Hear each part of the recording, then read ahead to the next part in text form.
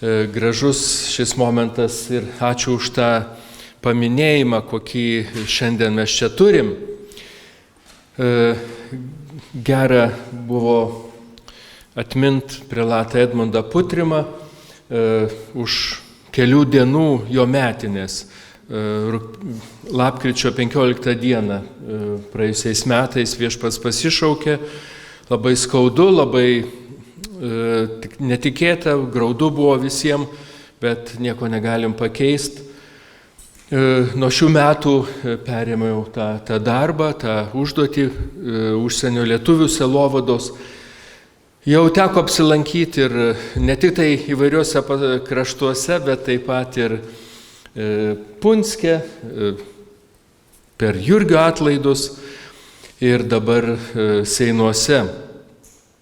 Tikrai čia esantis lietuviai ir visi, kurie čia gyveno, mokėjo kovoti, išlaikyti savo kalbą, savo tautiškumą. Galvoju apie XIX amžių dar, kai nežinia buvo, kokia ateitis Lietuvos visos laukia ir kas bus. Tai tas patriotiškas nusiteikimas tiek žmonių, kurie gyveno, tiek čia studijavusių seminarijoje, seminaristų ir jų paskui tolesnės veiklos dėka. Žinom, Lietuva atgijo, Lietuva turėjo savo valstybę ir gyvavo. Nelengva toliau ta dalia buvo žmonių, kur ta siena perrėžė lietuvių gyvenamas žemes, padalino ir prieš pat čia konferenciją pasakojo apie tą sudėtingumą pasienyje gyvenusių žmonių, tiek prieš karį, tiek taip pat ir po karį. Ir taip pat tos pastangos, kurios buvo dedamos, kad atgauti ir turėti lietuviškas pamaldas jau po Antro pasaulinio karo. Ir kaip teisingai pažymėjot, kad buvo dar gal toks papildomas impulsas, kadangi seniau, kai buvo pamaldos, tai buvo tik pridėtinės pamaldos. O po Antro Vatikano susirinkimo, kai buvo galima ir visas pamaldas turėti savo gimtąją kalbą, tai buvo visos bažnyčios kryptis, visos bažnyčios tendencija, kad žmonės galėtų melstis savo kalbą, kur jie begyventų. Tai tie pasikeitimai, ačiū Dievui, įvyko ir mes šiandien daug pasikeitimų turime. Mes esam lietuvių namuose, yra gimnazija, yra konsulatas ir atvažiavom čia iš Lietuvos, staptelėję tik tai benzino kolonėlėje, bet ne pasienyje. Ta siena jie nebesuvaržo. Žinau, kad nemažai iš čia lietuvių jaunų žmonių, kurie studijuoja Lietuvoje, ar Vilniuje, ar Kaune, turi galimybę, kiti galbūt ir savo gyvenimą susieja su jau darbu Lietuvoje. Turbūt įvairiai yra ir tas judėjimas daug gyvesnis, daug atviresnis. Bet tie pasikeitimai įvyko ne tik tai tuo atžvilgiu, pasikeitimai palėtė ir Lietuvą, lietuvius, ir bažnyčią taip pat.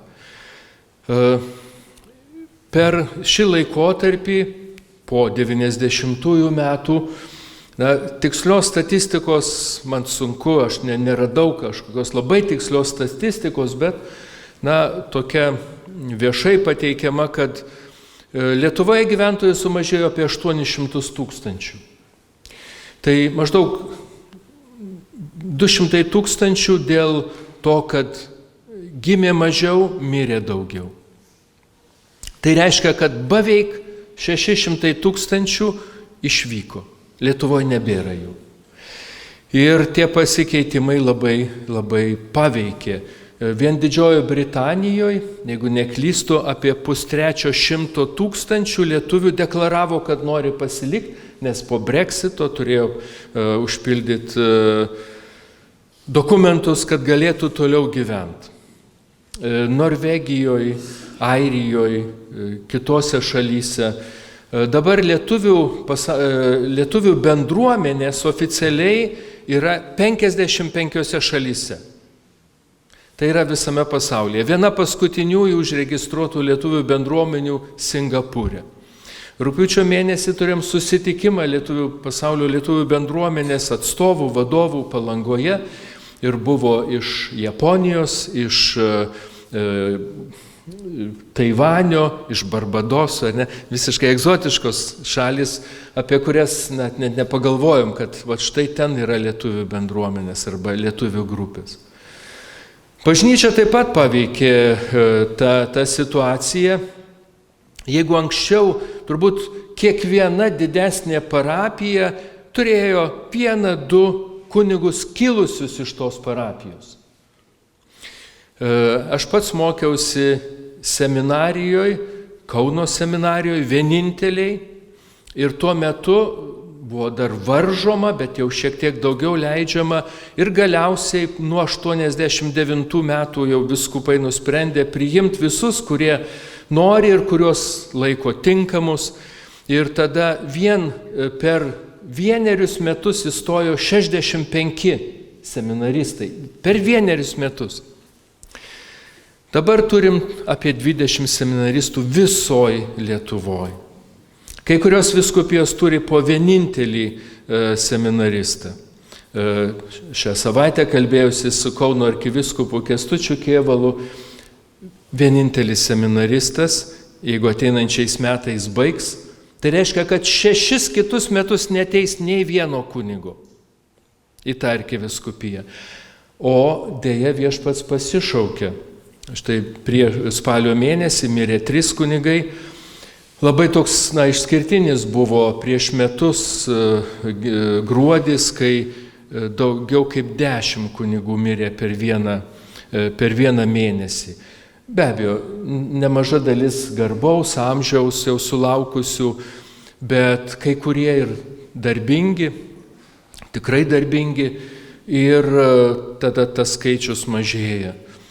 Tie plotai darbo, jie išlieka, ir parapijų tinklas, ir mokyklos, ir organizacijos, studentų sielovada, jaunimo sielovada, jie išlieka. Bet reikia atsižvelgti tos žmonės, kurie yra kitur. Štai kunigas, kuris kartą per mėnesį nuskrenda į Norvegiją, pasakojo, turi per šeštadienį, sekmadienį 4 šventąsias mišias skirtingose vietose ir tuose mišiose dalyvauja, žinot kiek? Apie 1000. Apie 1000. 941, kad nepameluočiau, kad tikslus skaičius būtų 941. Tai įsivaizduokit, kiek yra žmonių. Dar vienas dalykas. Visi yra jaunesni negu 50 metų. Nes išvažiavo jauni žmonės. Vyksta katechezė vaikų, pirmai komunijai ruoštis, yra katechetai, seselė vienuolė važiuoja, skrenda kartu su kunigu, ruošia sutvirtinimui jaunimą, kunigas su tėvais susitinka. Tai tik tai viena vieta, bet jų tokių yra daug. Situacija pasikeitusi, kartais nėra lengva atsiliepti. Bet jokios pesimistinės gaidos. Kaip delegatų vyskupų konferencijos užsienio sielovadai tenka aplankyti įvairius kraštus, įvairias vietas, įvairias parapijas. Šiais metais taip pat nemažai jau aplankiau. Tiek Europoje, tiek Šiaurės Amerikoje, tiek Pietų Amerikoje. Ir labai gražių pavyzdžių yra. Pavyzdžiui, prieš 2 savaitės buvau Hartforde, yra Connecticuto valstija, Jungtinėse Amerikos valstijose. Sena lietuvių parapija, įkurta dar XIX amžiaus pabaigoje, bažnyčia pastatyta 1927 metais. Nebėra lietuvio kunigo jau ilgą laiką. Jau turbūt iki 2000 metų tik tai buvo lietuviai kunigai.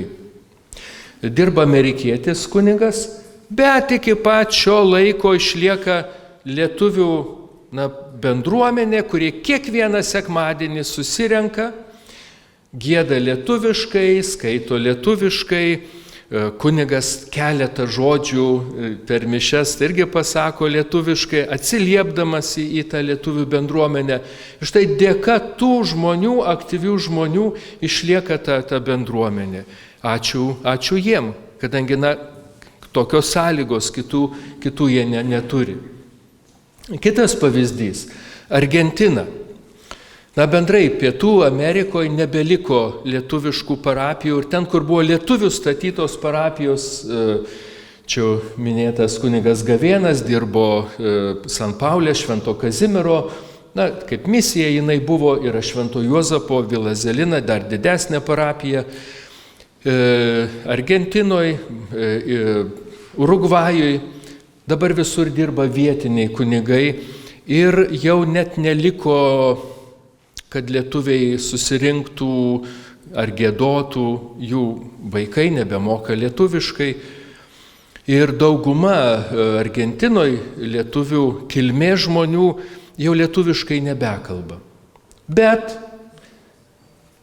Tandilis miestas už maždaug 400 km nuo sostinės Buenos Airių, gal 14, gal apie 20 lietuvių, kurie pradėjo veiklą prieš 8 metus. Iki tol nebuvo lietuvių bendruomenės.